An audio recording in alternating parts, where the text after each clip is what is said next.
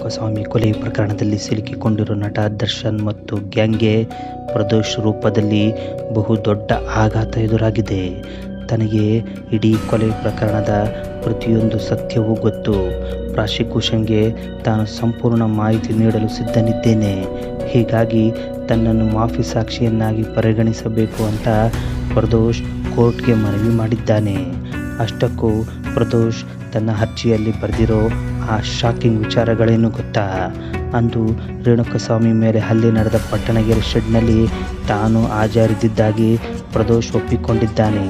ದರ್ಶನ್ ಕೋಪದ ಕೈಗೆ ಬುದ್ಧಿ ಕೊಟ್ಟು ರೇಣುಕಾಸ್ವಾಮಿಯನ್ನು ಕ್ರೂರವಾಗಿ ಥಳಿಸಿದ್ದನ್ನು ತಾನು ಕಣ್ಣಾರೆ ನೋಡಿದ್ದಾಗಿ ಅರ್ಜಿಯಲ್ಲಿ ತಿಳಿಸಲಾಗಿದೆ.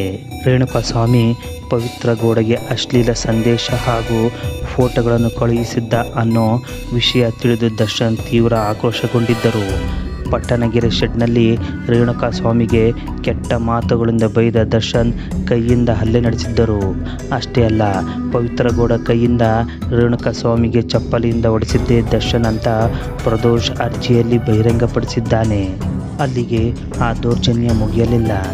ದರ್ಶನ್ ಸೂಚನೆಯಂತೆ ನಂದೀಶ್, ಪವನ್ ಮತ್ತು ನಾಗರಾಜ್ ಮೂವರು ಸೇರಿ ನೈಲಾನ್ ಹಗ್ಗ ಹಾಗೂ ಮರದ ಕಟ್ಟಿಗೆಗಳಿಂದ ರೇಣುಕಾಸ್ವಾಮಿ ಮೇಲೆ ರಾಕ್ಷಸರಂತೆ ಎರಗಿಬಿದ್ದರು. ದರ್ಶನ್ ಕೂಡ ಸ್ವತಃ ನೈಲಾನ್ ಹಗ್ಗ ತೆಗೆದುಕೊಂಡು ರೇಣುಕಾಸ್ವಾಮಿಗೆ 3-4 ಬಾರಿ ಭೀಕರವಾಗಿ ಹೊಡೆದಿದ್ದರು ಅಂತ ಪ್ರದೋಷ್ ಅರ್ಜಿಯಲ್ಲಿ ಉಲ್ಲೇಖ ಇದೆ.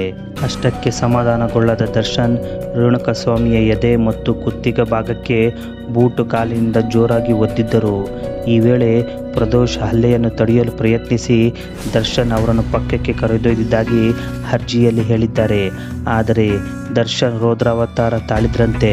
ರೇಣುಕಾಸ್ವಾಮಿ ಅಷ್ಟೊಂದು ಹಲ್ಲೆಯ ನಂತರ ಮೃತಪಟ್ಟಿದ್ದಾನೆಂಬ ವಿಷಯ ತಿಳಿಯುತ್ತಿದ್ದಂತೆ ದರ್ಶನ್ ಶಾಕಿಗೆ ಒಳಗಾಗಿದ್ದರು. ತಕ್ಷಣವೇ ಪ್ರಕರಣವನ್ನು ಮುಚ್ಚಿ ಹಾಕಲು ಮತ್ತು ಸಾಕ್ಷಿ ನಾಶ ಮಾಡಲು ದರ್ಶನ್ ಮತ್ತು ಆತನ ತಂಡ ಜಾಲ ಹೆಣೆದಿತ್ತು.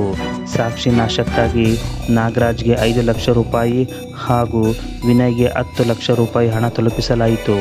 ಪೊಲೀಸರಿಗೆ ಯಾವುದೇ ಅನುಮಾನ ಬಾರದಂತೆ ಪ್ರಕರಣವನ್ನು ಬೇರೆಡೆಗೆ ತಿರುಗಿಸಲು ರಾಘವೇಂದ್ರ, ಕಾರ್ತಿಕ್, ನಿಖಿಲ್ ಮತ್ತು ಕೇಶವಮೂರ್ತಿ ಅವರನ್ನು ಕೊಲೆ ಆರೋಪ ಹೊತ್ತು ಶರಣಾಗುವಂತೆ ವ್ಯವಸ್ಥೆ ಮಾಡಲಾಗಿತ್ತು.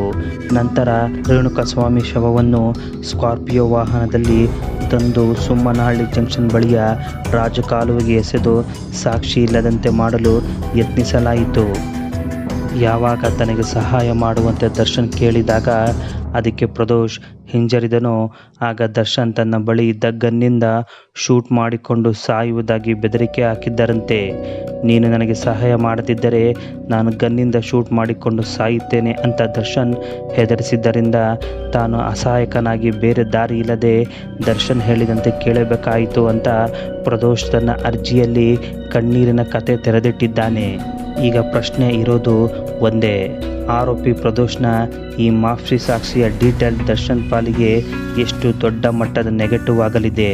ನ್ಯಾಯಾಲಯದಲ್ಲಿ ಪ್ರದೋಷ್ ಹೇಳಿಕೆಗೆ ಕಾನೂನುಬದ್ಧವಾಗಿ ಬಲವಾದ ತೂಕ ಸಿಗುತ್ತೆ. ಏಕೆಂದರೆ ಪ್ರದೋಷ್ ಆ ಘಟನಾ ಸ್ಥಳದಲ್ಲಿದ್ದ ಪ್ರತ್ಯಕ್ಷದರ್ಶಿ. ದರ್ಶನ್ ನೇರವಾಗಿ ಹಲ್ಲೆ ನಡೆಸಿದ್ದನ್ನು, ನೈಲಾನ್ ಹಗ್ಗದಿಂದ ಹೊಡೆದಿದ್ದನ್ನು ಮತ್ತು ಕಾಲಿನಿಂದ ಒದ್ದಿದ್ದನ್ನು ಪ್ರದೋಷ್ ದೃಢಪಡಿಸಿರುವುದರಿಂದ ದರ್ಶನ್ ಮೇಲಿರುವ ಹಲ್ಲೆ ಮತ್ತು ಕೊಲೆ ಆರೋಪಗಳು ಕಾನೂನಿನ ಮುಂದೆ ಮತ್ತಷ್ಟು ಗಟ್ಟಿಯಾಗುತ್ತವೆ. ಹಣ ನೀಡಿ ಬಲಿಪಶುಗಳನ್ನು ಸೃಷ್ಟಿಸಿದ್ದು, ಶವ ವಿಲೇವಾರಿ ಮಾಡಿದ್ದು ಮತ್ತು ಬೆದರಿಕೆ ಹಾಕಿದ್ದನ್ನು ಸ್ವತಃ ಘಟನೆಯ ಭಾಗವಾಗಿದ್ದ ವ್ಯಕ್ತಿಯೇ ಒಪ್ಪಿಕೊಂಡಿರುವುದರಿಂದ ದರ್ಶನ್ಗೆ ಜಾಮೀನು ಸಿಗುವುದು ಹಾಗಿರಲಿ, ಕಾನೂನಿನ ಶಿಕ್ಷೆಯಿಂದ ತಪ್ಪಿಸಿಕೊಳ್ಳುವುದು ಬಹುತೇಕ ಅಸಾಧ್ಯವಾಗಲಿದೆ.